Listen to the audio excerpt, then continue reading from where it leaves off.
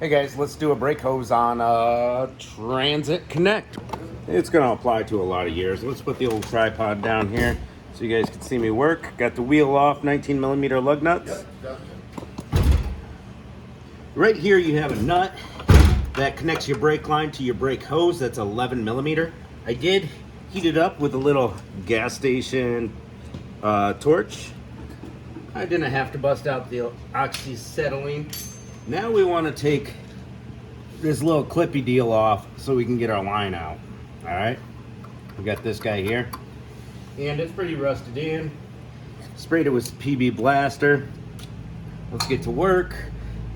We just got to clip onto that. We can use a screwdriver or like some vice grips or something.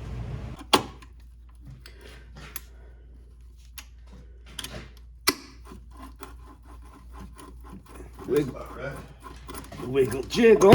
There we go. Got that clip out. That clip just holds that in there.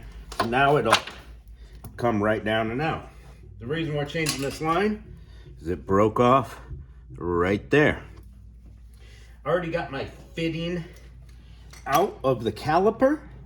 The brake hose fits in right there. That's an 11 millimeter. Grab our new hose out. I love grabbing hose. Watch out, Sammy. Sammy. You're on camera, Sammy. You're famous. You're on camera. I want to be famous too. Come on, Carl. So, pretty easy operation here. We have it's almost like a regular brake line fitting down in here, threads here, and we got this to spin. So first thing I want to do is get these two started together without cross threading. That's the important thing.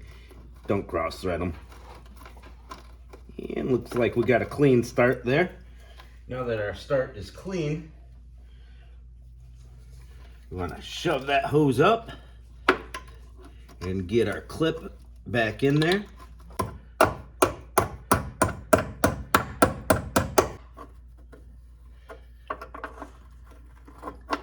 There we go. Now we got it.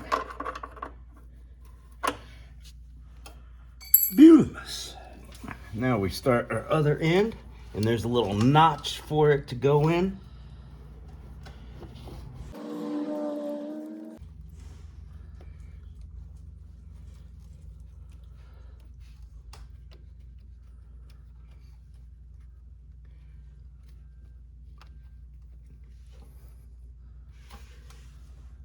All right, people.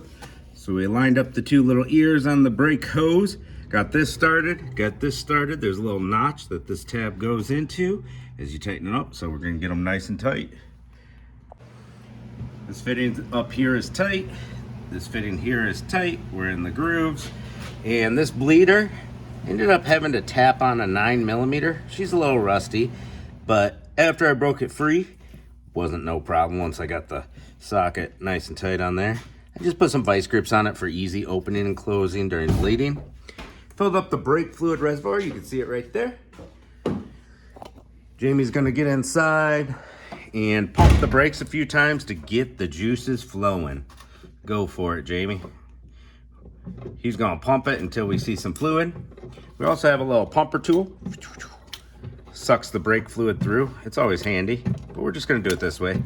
All right, now we're getting some air and fluid. Keep it going, Jamie. Lots of air mixed in with that. We're starting to get cleaner. All right, hold it to the floor on your next pump. There we go, that looked a lot better. We're just gonna close it. Release. Slowly to the floor. Release. That looked nice and free of bubbles. Slowly to the floor. Looking pretty good. Let's tighten her down. All right, go ahead and pump the pedal a few times. See if our brakes are working. All right, hold it to the floor. Or we could just take a bar and see if our brakes are working. And, oh, yep. They are definitely working. I can't turn it. Release the brakes. Boom. And as soon as you release, boom. Really easy to bleed this one. So that's how you do it, guys. Top off your brake fluid reservoir. Check your other wheels. Make sure your brakes are working good. Catch you on the next episode.